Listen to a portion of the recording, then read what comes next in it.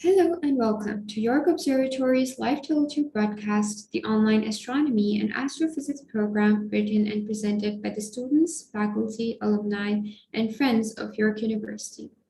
We are broadcasting live from the Allan Carswell Observatory located at York University in Toronto, Ontario, Canada. York YouTube broadcasts every Wednesday night at 7:30 p.m. local Toronto time. For any questions or comments you have of our past shows, or if you have suggestions for future topics, please send us an email at observe@yorku.ca. You can always connect with us on Twitter or Instagram with the handle at York Observatory and Facebook at Allan Carswell Ops. Good evening, everyone. I'm Maheen, and I'll be one of your hosts this evening along with Matt and Shannon. We have a special guest joining us tonight to give us an amazing talk covering topics like artificial intelligence, galactic archaeology, and data science. Our guest tonight is our very own Professor Elaina Hyde, the director of the Allan Carswell Observatory. The observatory at York campus is in Toronto, and we would like to acknowledge the traditional land that our telescope is on. The observatory acknowledges its presence on the traditional territory of many Indigenous nations. The area known as Toronto has been caretaken by Anishinaabe Nation, the Haudenosaunee Confederacy, the Huron-Wendat, and the Métis. It is now home to many Indigenous peoples. We acknowledge the current treaty holders, the Mississaugas of the Credit First Nation. Our stargazing and astronomical efforts, but the latest, is a very long history of astronomy in this area. Now, before we get started with our main show, we want to give you a little update on what you can see this coming week. Some of the objects visible this week are Jupiter, Saturn, Polaris, and the very bright Vega. Tonight, the double star is in the constellation Lyra's parallelogram, which are visible tonight. These double stars include Zeta Lyrae, which is the closest to Vega, Chelyabinsk, the hot blue giant star Sulafek, which is at the corner farthest from the star Vega, and Delta Lyrae. These stars will be visible with naked eyes, and binoculars can act as a good aid to split the double stars. Jupiter and Saturn will become visible earlier during the night. Also, for the second time this month, on this Saturday, the bright waning gibbous moon will pass close to Uranus, which can be a great way to spot it, and also note its location for the days when the bright moon isn't that close. Tonight, the moon is in a waning gibbous phase with an illumination of 90.7%. Before we get started with the talk, I will give you a short introduction of our special guest speaker tonight. Prior to starting at York University, Professor Hyde went from the University of Arizona in the US to a Marie Curie Fellowship at the Max Planck Institute in Germany, a master's at the University of Amsterdam in the Netherlands, and a PhD at Macquarie University in Australia. This was followed by positions as Research Support Astronomer, International Telescope Support Office Information Officer and Instructor, as well as private sector roles as trainer and consultant in data science, and work as a certified Google Cloud trainer and Google Cloud engineer. Professor Hyde's research combines astrophysics, data science, cloud computing, planetary sciences, optical engineering, telescope operations, and telescope observations. Her primary astrophysical research focus is galactic archaeology, which we will be hearing more about tonight. She has worked with instrumentation and telescopes around the world, and her experience enables her to provide leadership as our director for York University's Allan Carswell Astronomical Observatory. Another motivation for her is the promotion of astronomy, education, and research through public telescope activities and exploration. As a lecturer, trainer, and consultant, she innovates teaching methodologies for interdisciplinary audiences across the sciences, as well as for businesses, students, and the general public. We are now going to hand the spotlight over to Professor Elaina Hyde to talk on the fascinating topic for today, which is artificial intelligence, data science, and galactic archaeology. Thank you very much for that wonderful introduction, Maheen. I'm very happy to be here, of course. This is going to be a little bit of a different role for me, coming in as a guest speaker, but I'm very happy to take it away and talk all about sort of artificial intelligence versus what we would commonly call human intelligence and galactic archaeology and all of that good stuff. So I'm just stealing your screen now over across to the slides here, and let me just make sure that that is appearing correctly for everyone. Um, all right, so that should be about right. Now, getting started here, it's again, thank you all for having me as a guest speaker. It's great fun to be here talking a little bit about my research for once. And it is galactic archaeology, as was mentioned by Maheen. This is the study of how galaxies are put together. Now, data science and artificial intelligence, those are things that we have been hearing about more and more in the world recently, especially with the advent of things like chatbots, which we have all started interacting with online, and image alterations, and being able to, of course, there are now Snapchat filters that can make it look like you're singing any song you want. Well, this is a form of artificial intelligence, but not necessarily what's going to help us disentangle features in galaxies or our own galaxy, the Milky Way. So before we get started off into the universe, I thought it would be fun to take a little break and take a step back, as it were, looking at our galaxy. So the Milky Way galaxy, as some of you have probably heard, is a what's called a spiral galaxy. This is a artist's rendition of what our Milky Way galaxy might look like. Of course, we can't see it because we are embedded inside of it. And thanks to Maheen for the wonderful What's Up in the Sky tonight. If you do have very, very dark skies, you might have seen a thin milky haze traveling across your dark skies at night, and that would be our view from the Earth of the Milky Way galaxy that our sun is in. So our sun, our solar system, all of its planets is one of many, many, many stars inside the Milky Way system.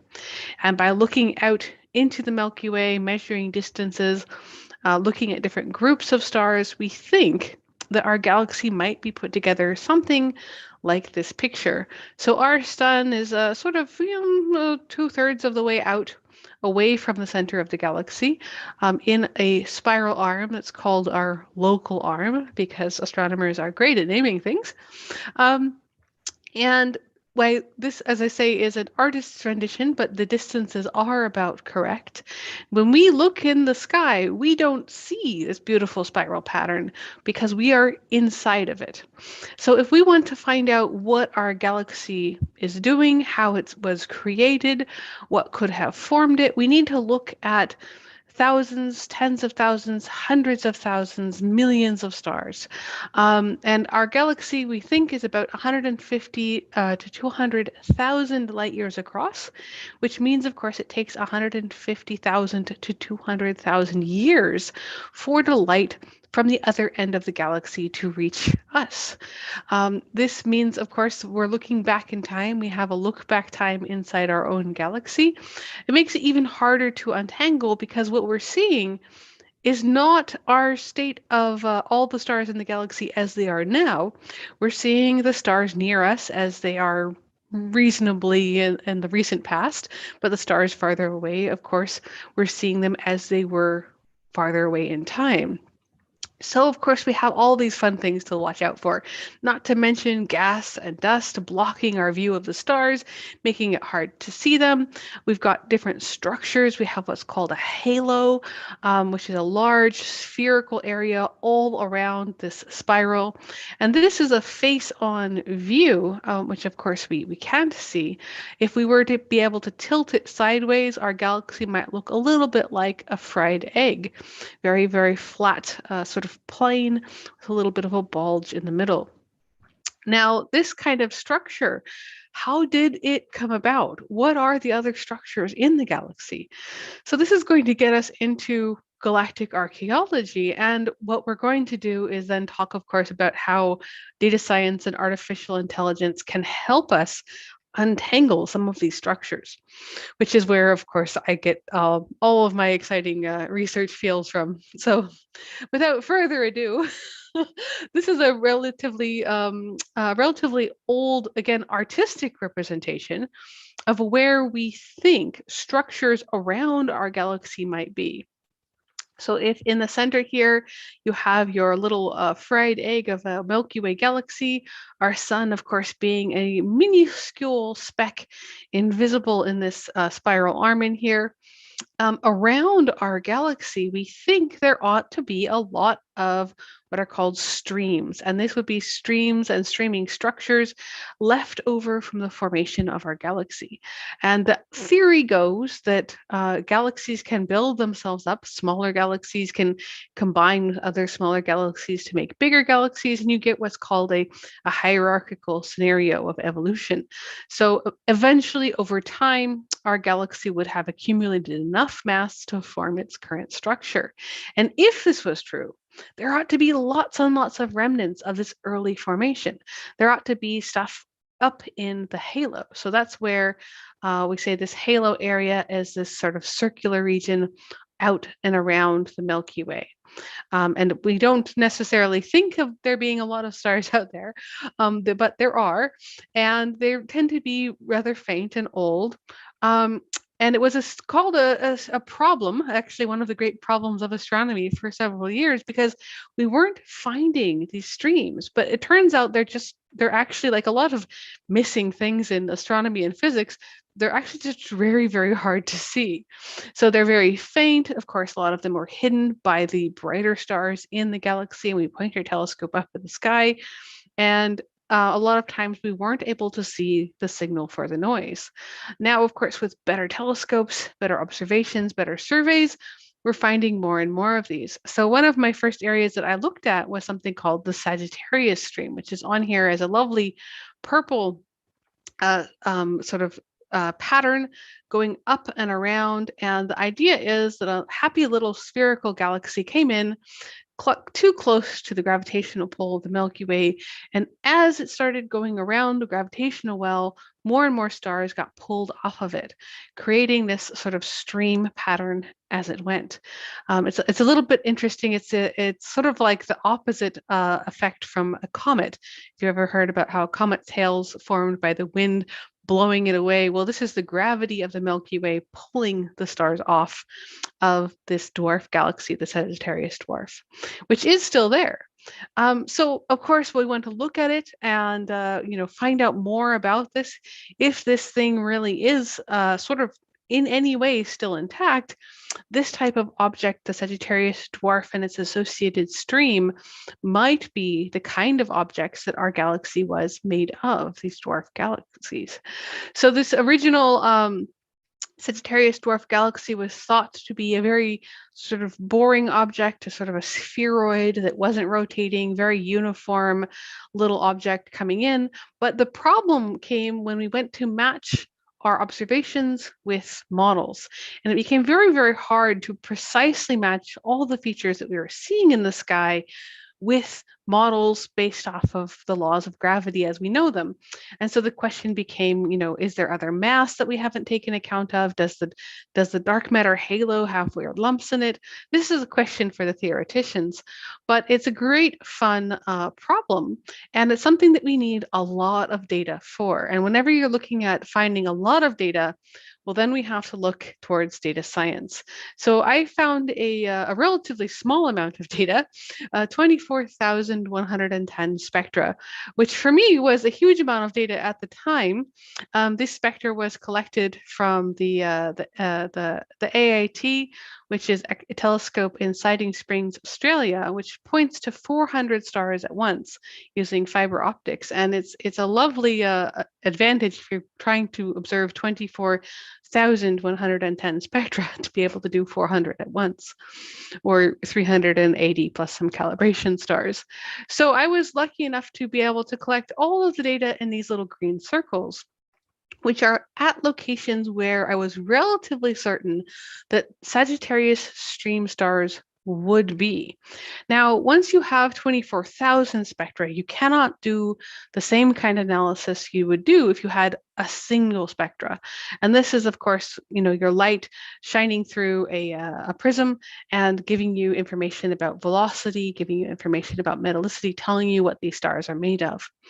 So this amount of data, what you first try to do is look and see if I can find the structure that I'm hoping to see. So in my case, I'm hoping to see the dwarf galaxy, the Sagittarius dwarf. But, the big data problem actually happens fairly early on in astronomy. If you have lots of large data sets, or I want to compare my data set to 2MASS, which has hundreds of thousands of stars in the comparison areas that I'm looking in. Well, the key factor is if I'm going to branch off and use lots and lots and lots of images to actually train proper data science algorithms, well, then I'm going to have to look at the methods that I'm using very, very carefully to make sure that I'm not creating my own noise, detecting false signals, or doing something that is untoward with it, basically. So we don't just need thousands or tens of thousands or hundreds of thousands of spectra. We actually have to be able to get enough data to learn from it.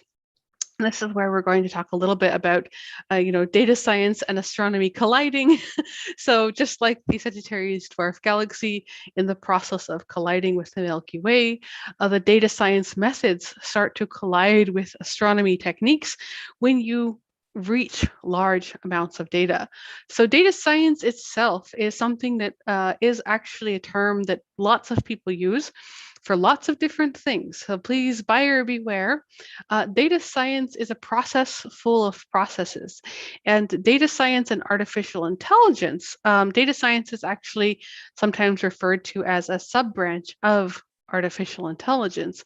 And it's basically can be everything from consulting, statistics, design, databases, data warehouses, data cleaning, data loading, transforming, exploratory data techniques. So there's all of these things encompassed under the umbrella of data science. Now, other folks will say data science, and they really only mean machine learning. And I'll tell you later on what that is. But for my case, I like to say data science as the whole environment. And then we're talking about specific machine learning algorithms. I will try to show you those specifically. So in this particular talk, please don't don't get confused with the nomenclature. I'm going to use data science to be the end-to-end process of everything analyzing the data. And when we go into machine learning, we'll talk about that as one of its own set of processes within that process, if it were, as you were. So I like to kind of envision it as one of those sort of internal gears that mesh together. You can keep going down as far as you like. Eventually, you'll start getting into warehousing techniques for your data and all of that good stuff. But for today, we're going to keep a very highly sort of broad view and just look at the data science method and what we can do with it for finding cool structures in the Milky Way galaxy. So the data science method is going to be very familiar to everyone who's taken science, any science class you have, any basic physics class or biology class. The first thing they usually teach you is, what is the scientific method? How can I ask questions and answer questions in science? Well, it's an iterative cyclical process. And this is very important because you cannot do data science without the science part. And the science part is the scientific method. It's an iterative cyclical process where you have to make characterizations, make hypotheses, do predictions, get experiments, adjust your hypotheses based off of that result, and rinse, repeat, go again. So the data science process is actually using the entire scientific method, doing characterizations, hypotheses, but on a larger scale, looking specifically at the data end to end. Where did you get your data? How is it collected? How is it warehoused? What are the algorithms you're using to process it? So it actually sort of runs the scientific method on a different computer, if you will. So it's a similar, but not exactly identical. So the next thing I'm going to show you is don't panic. This is a little bit of statistics. So anytime you're getting into data science and making selections, you always have to get into a bit of statistics and math. And so without going into exactly what this math is, what I want to do is make a selection of all of the stars that I have, all of the stars I can find that are truly members of the Sagittarius dwarf and the stream, and then find out what those stars are doing. So I don't care about any of the other stars. So how do I only find the stars that I'm interested in? And if anyone tells you, they're interested in getting started in data science, tell them, make sure to take some statistics first, because this will help you. If you can get this right, the rest of what you're doing will make a lot more sense. So once you write a method of selecting data using statistics, you're trying to find a way to pick the best results that are true. So I want the things that are the most true. I want to find the results that are going to give me the lowest errors, the best results, the purest results that are not contaminated by any other stars. And so I ran through all of those green regions I showed you before, and I select with a probability which ones are most likely Sagittarius stars. And in the case of the Sagittarius dwarf, what I did was I wrote a technique to specifically look for things that were not the halo. And this in itself is actually a case of bias, because of course I'm going to find things that are not Sagittarius as well if they're in my field of view. So once I did that, I tried to characterize the stars as best I could, looked at what kind of stars they were. Are they young stars, old stars? How fast are they going? And this is where spectra comes in. So with a spectra, you get a lot of different parameters of that star in information. And when you have information, that means you have, of course, more data. So I can go in and run my data science techniques to look at different regions and see if I can visibly see changes in the Sagittarius dwarf through the data that I've separated. And I was lucky enough to be able to find some and to make some early conclusions that said, okay, well, I can separate out the Sagittarius dwarf from my spectra. But when I do this, my initial data science methods are statistical selections and running grouping algorithms, which are not what you usually think of when you think of artificial intelligence and machine learning. So the question now is, how can we use data science to be even more effective? How can I, actually implement some true machine learning into my data? So getting back to what is artificial intelligence, well, that's how I'm going to try to make this a little bit smarter. But if I'm going to try to be smarter, we have to actually take a second and say, what is artificial intelligence and how is it different from human intelligence?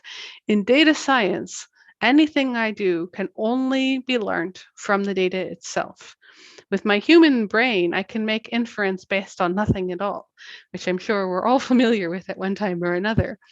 Artificial intelligence has to try to maximize its own success, meaning that I have to set some smart criteria as a human and then tell my computer, my artificial intelligence, to use those processes for maximizing. Perhaps sometimes it's even considered a system with a form of self-feedback. But I'd like to go ahead and just take a second here to use one of my favorite quotes, which is, never send a human to do a machine's job. And if you know, I'm sure there's a lot of people who haven't watched the first Matrix movie, but they're actually doing a follow-up movie shortly. So if you haven't seen the first one, definitely go and see it. This quote is 100% true. So never send a human to do a machine's job. And by this, I mean, if you have a task that is particularly tedious, for example, testing every single star in a 24,000 star data set, you want to send your machine to do that. And some of us have very good memories or very good ways of keeping track of what our brain is doing. But if I told anyone listening to this video or any of my co-hosts, could you please be my new wristwatch? And I'm going to tell you the time. and it's 7:55. So please start counting now. And they would have to keep track of the time themselves with their own brain.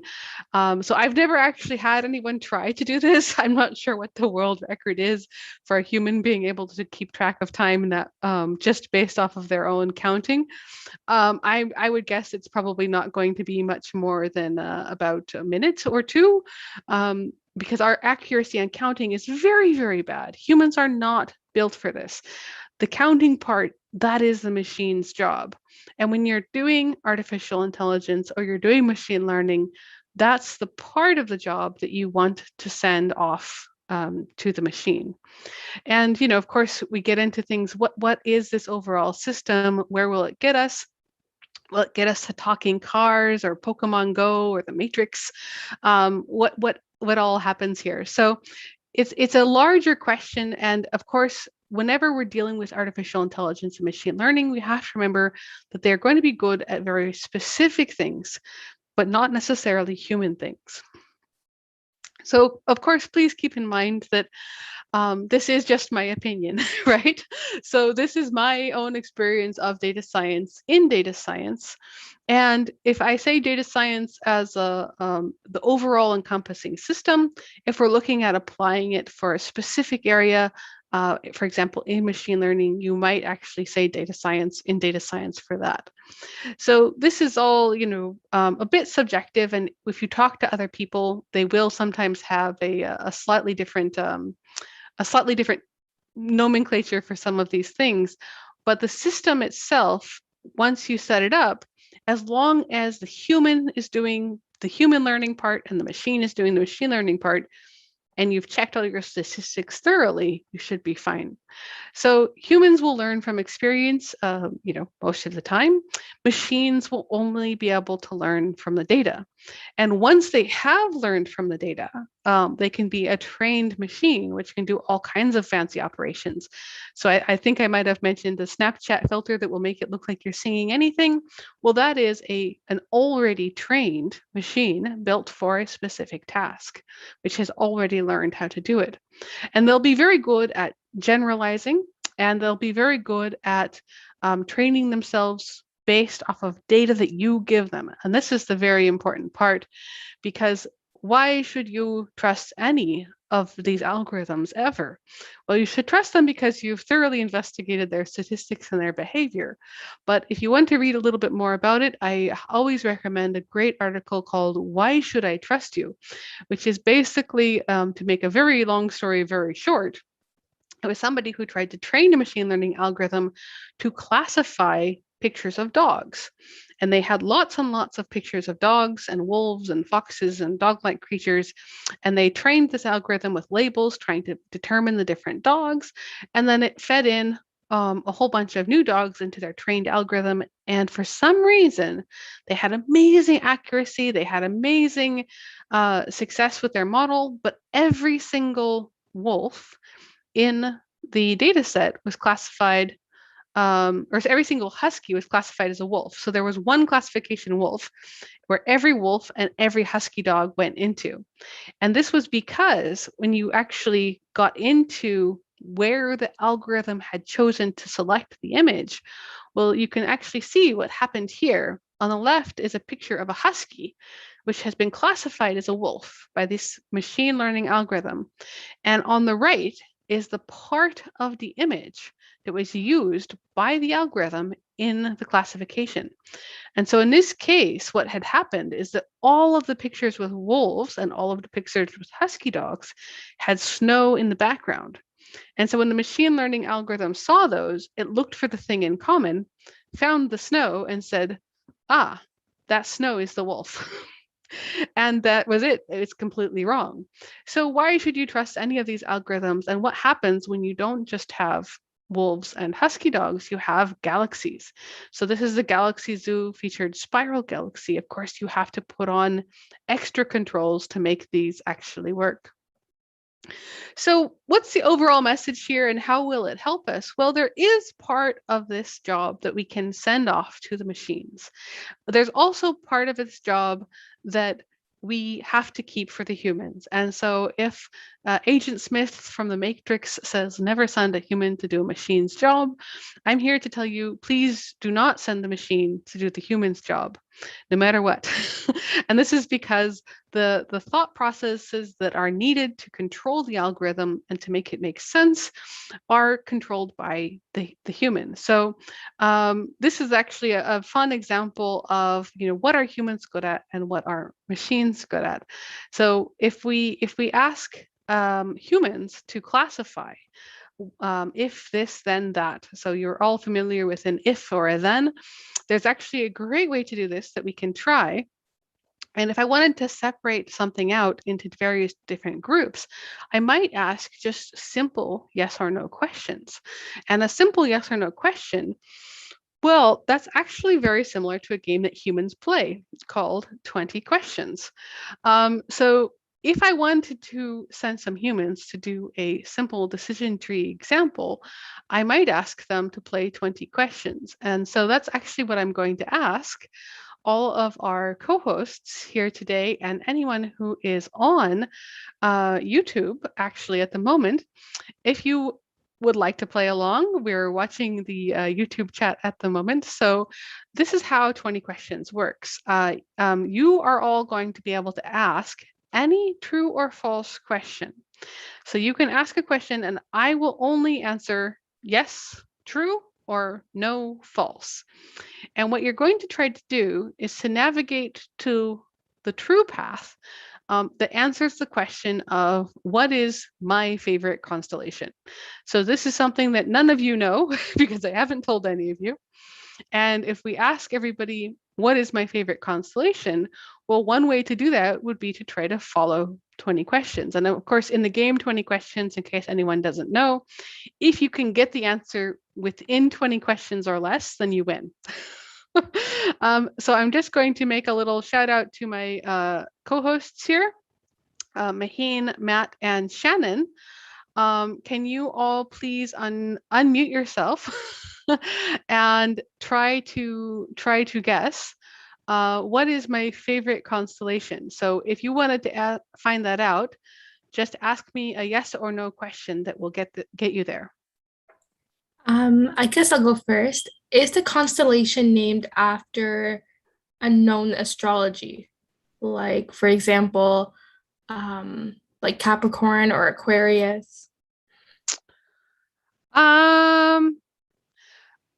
So that's a little bit of a hard question because I think you're asking for the constellations of the zodiac, in which case it would be a false. So no, it is not one of the constellations of the zodiac. And that is a good question though. So that's eliminated a huge amount. Maheen? Okay, so my question is that on the celestial sphere, where is it? Is it towards the center or towards the ends? I can't answer that because it's not a yes or no question. Oh, is it more on the center of the map? No, false. It is not towards the center of this map that you see. Okay. Very good. So now you've eliminated the entire region of the map. Matt? I'm gonna go with the same thing, which is, are we able to see this constellation from Toronto at the moment? I actually haven't looked at Stellarium right now, so I don't know which constellations are up at exactly 8:04 p.m. But I will say, if you would like to change your question to, is it ever visible from Toronto? Then I will give you the answer of yes, which is a yes or no question. All right. All right, very good. Let's see if we've got any in YouTube chat. I don't think it's come through yet. Anyone else got another one? Let me think. Yep. I have a question. So I'm gonna go with the same, the same strategy. So is it more towards the northern side of the map? So towards the northern side of the map. By northern, you mean plus 90. Yep. So no, it is not towards the northern. So, and that's question number 4. So you're doing quite good. Okay. And we have some in YouTube now. So just to get us question 5, we'll go with a question from Joshua Parsons. Is it between 0 and 180 degrees RA? That is a yes, that is a true. And for the next one, Palvisha, is it visible in the winter? And again, I'm not sure exactly what the visibility is throughout the seasons, but I'm going to go with a yes to Palvisha with a slight asterisk of I haven't checked the rise and set times. And there's a follow-up question from June again over on YouTube. Is the constellation up year-round? And that is a no. That is, it is not up here all year round. So I believe that's been 8 questions, maybe 9. So you're actually doing quite well, and you've narrowed down a lot of things. Anyone want to try to finish it off? Does the constellation's name have one word? Yes. The you mean assuming that constellation is not counted as a word? Yes. The constellation, especially on the map that you see, is one word. And we have a follow-up from another one from June over on YouTube. Is it related to an animal? And that is a no.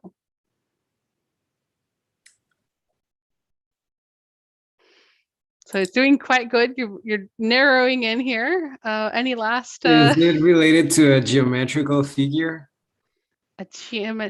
Is the constellation? Yeah, the constellation. Like, I don't know what you mean geometrical. Like, for example, does it form a triangle or they're all geometrical, aren't they? Yeah, but there are some specific ones that I mean, I suppose that them. If I go by the rough definition of geometry, then I would say yes, it has a geometrical nature. I mean, but it's a very loose interpretation. So I'm not. If you were to say trapezoidal, I would just say no. All right. Is the name of the constellation start with a vowel? Yes, the name of the constellation starts with a vowel. All right. And just as a recap, we're now sort of in, I've lost count, but I believe we're sort of up to 15 questions or so. We have said that it is not far north. It is not near the middle. It is between 0 and 180. And it starts with a vowel, and it's a one word. And it's visible from Toronto, but I don't know about right now particular. Okay, so I'm gonna make a wild guess here, but is Sorry. it a fucus? No, but that does start with a vowel. Is it Orion? Oh, Matt's got it. All right, that's it. So that's how 20 questions works. All right, so Matt, our co-host, our brave co-host, has gotten Orion. It is my favorite constellation. So a special mention to Leo and Palvisha for putting in their last votes over on YouTube. It is, in fact, the Orion constellation. So this was my favorite, and you'll note that we've been having a lot of fun here, but we haven't been particularly fast. And now this is something that often happens when humans play 20 questions. That's why it can take longer than 20 questions to get to the end of it. And this is, for humans, a fun pastime. But if we were to try to do this very, very, very quickly, so let me actually go to the next slide. So you won, you got it, it's Orion. And if I go back, if we were to try to do this for a really complicated process, one that had lots and lots of true, false answers to check and lots of various categories, something much more complicated than my favorite constellation, you were trying to determine what was my, favorite 5-book series when I was between the ages of 12 and 15 or something, or something very, very specific. And that would require a lot more questions, a lot more precision, and you'd want to do it very, very quickly. And this is actually how movie recommendation systems work. And this is also how some types of clustering systems work when they're trying to classify which objects are part of dwarf galaxies or not part of dwarf galaxies. And if you're doing something with many, many parameters, you definitely want to send that part of it to the machine. And if we're playing and it's a simple question, we should definitely let the humans have fun with that. But this is where we divide up the human part of the equation and the machine part of the equation. So this is where I kind of go back to my my basics and say telescopes and data science make a great match. And I'm running a little long on this talk, so I'll try to wrap it up here. But the data science and the artificial intelligence part of it, this means that we can now run more powerful algorithms to group things. And I'm just going to show you all one of my favorite ones here. If you are interested to see how a machine learning algorithm might work on, for example, some data that you have, this is the TensorFlow playground. And TensorFlow is a package that is callable in the Python programming language. It's incredibly powerful. It also runs very, very well through a lot of cloud computing infrastructure, which I won't talk about today. But if I had a very complicated pattern like this galaxy, it would be very hard for me to make a simple set of input functions that would actually separate out the blue and the orange spirals in this somewhat complicated pattern. You can see it's not done particularly well, but behind the sort of screen here, there are many, many options for a very advanced form of 20 questions, which is called a neuron, which basically allows you to pass a signal through and try to say yes or no to it with some weight.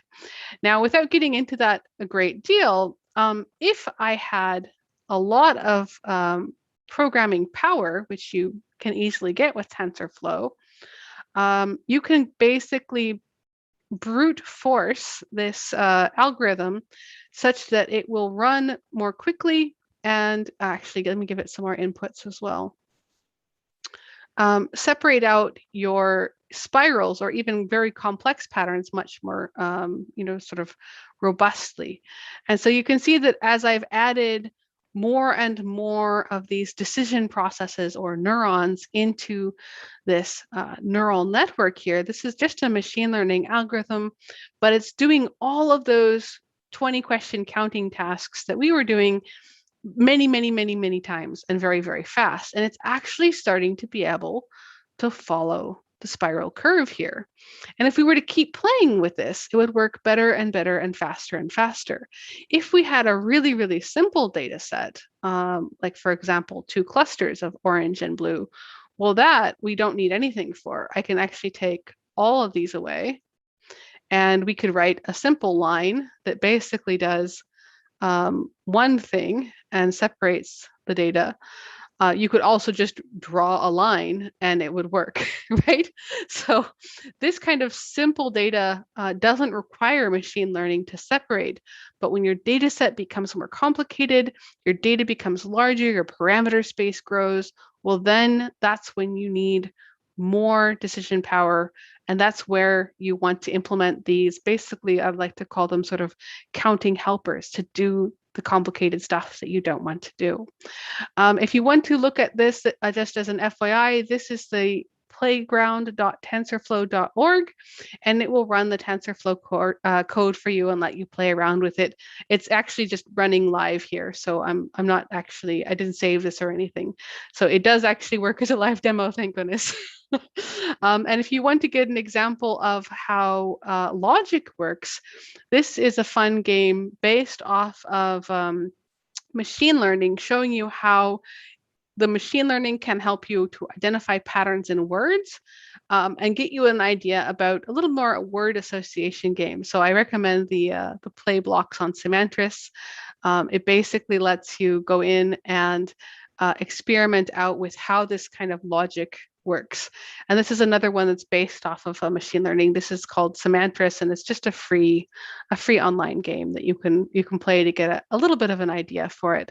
So why would we want to do this in astronomy? Well, this is a small notebook that I coded up earlier. In astronomy, of course, we're looking at tens of thousands of stars, hundreds of thousands of stars, the whole Milky Way maybe. And by pulling in some of these machine learning algorithms, you can build really fun interactive maps, which hopefully is still on. Yes, it is. And so I actually didn't load the Orion constellation. Sorry about that. But this is the Dipper. And if I go through here, this is a nice interactive map that I have now been able to load because I have put it through on cloud computing, and I can now run machine learning tasks on these as well as interact with them live. So if you are interested in building these kinds of things for your data, whatever stars you might have, I don't know what I was trying to draw here, but I'll make it a happy face. You can actually run these on Colab, which is a totally free programming platform, which doesn't require any install whatsoever. So it's in Python, which is highly recommended as well. So this is just a few little fun tips that I always like to show people to play with. And just so we don't run out of time completely tonight, I'll go ahead and say, really looking forward to a lot of the upcoming discoveries happening with big telescopes, bringing in more data into these processes. And of course, since we're at York and we're at York Observatory, taking advantage of our telescope is going to be, actually really, really fun in the next few years. And putting some of that data onto the cloud is something I'm very happy to be working on. So I'll go ahead and wrap up here. And without spoiling the outro, I think I'll just say, I hope I have at least convinced you that the sky is indeed no longer the limit. Thank you very much. Thank you, Maheen, and thank you, Professor Hyde, for the amazing presentation and talk. I have a really quick question. So why is galactic archaeology so important? Why is it so important to study the history and the formation of the Milky Way galaxy? Oh, thank you. Well, that's a good question. So galactic archaeology is, you say important. Well, it's as important as, understanding how galaxies are formed in the universe, right? So if we want to know how the Milky Way came into existence, we would like to know how it formed. And if we can kind of untangle how the Milky Way formed, we can actually start saying something about how distant galaxies form, how, everything works really. And you can go back and say, evolution of the universe. If we know how these galaxies form, how much of it was initial cloud collapse, how much of it was hierarchical formation, what did these primordial stars look like and how did they behave? And you can even get into questions about what would the abundances have been in primordial stars. How fast would you have been able to form, for example, the first rocky planets? So there's a lot of related discoveries around galactic archaeology, but there's also still a lot of debate because our galaxy, the Milky Way, we still don't really know what it looks like. We think it's a spiral, and there's a lot of evidence that it's a spiral, but we're never going to, not in the next couple decades, be able to launch a satellite and actually look at it. And so we have to use sort of indirect observations and inference to figure out what's really going on in these various structures. But the stars in our galaxy are much, much, much closer than the stars in any other galaxy. So this galaxy that we can study the best is the one that we can't see. But that does mean that it's worth studying, because if we can find out what's happening in our dark matter halo, we might be able to say something about the dark matter halos in other galaxies.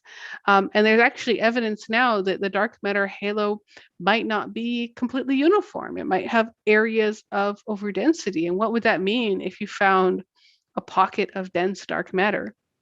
Which is just a great question in general.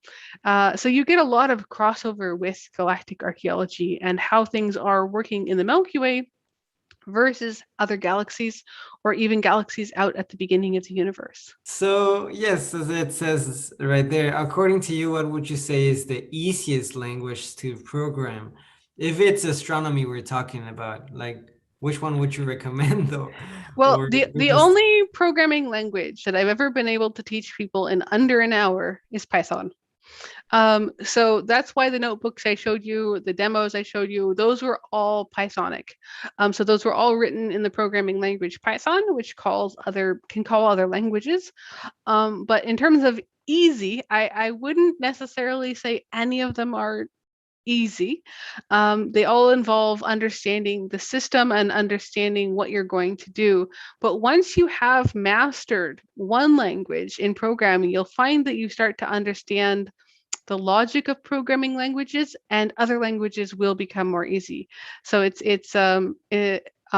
would say if you are just getting started, definitely start with a nice Python Colab notebook. You won't have to install anything. You can be up and running in 5 minutes. Thank you. Absolutely. Happy to help. And if anybody wants a Yes. Colab notebook, let me know. I'll put a link up somewhere. So the last question for tonight is from me. So my question is galactic archaeology only limited to Milky Way, or can it be useful when it comes to other galaxies as well, which are not necessarily as close to us? That's a great question as well. So in addition to, as I mentioned before, being able to make inference about how other galaxies behave based on what we find in the Milky Way, galactic archaeology has been expanding out to what we call the local group. And that is the nearest galaxies to the Milky Way. Now, the reason for this is because our telescopes have gotten a lot better.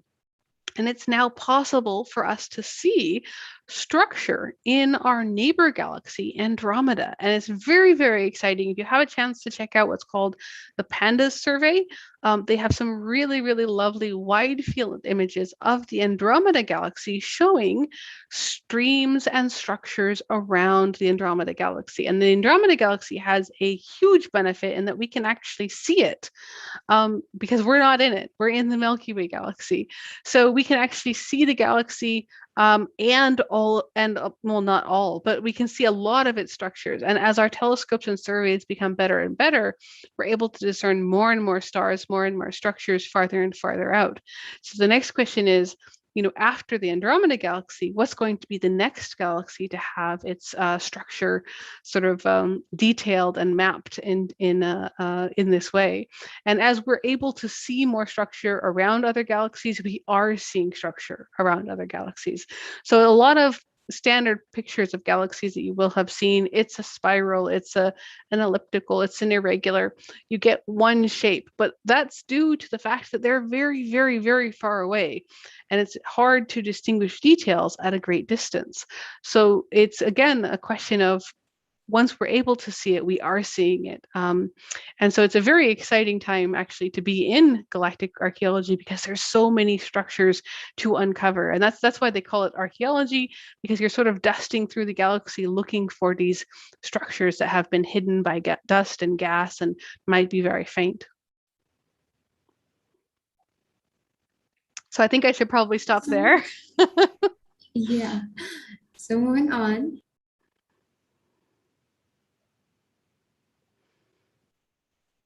Well, everyone, you've been listening to the Allan at Carswell Observatory's weekly Teletube broadcast, the Astronomy and Astrophysics program, written and presented by the students, faculty, alumni, and friends of York University. The hosts this evening were Maheen, Matt, and myself, Shannon, and of course, very, very special thank you to Professor Elaina Hyde for joining us and giving an excellent and very knowledgeable talk. Make sure to leave any comments or questions in the comment section of the video and talk to us in the chat right now. All of our programs are free, but if you'd like to make a donation, see our website at observatory.info.yorku.ca. You can always connect with us on Twitter with the handle @YorkObservatory and check out our website for show notes, content, updates, and contact info at observatory.info.yorku.ca. Thanks for tuning in. Clear skies and have a good night.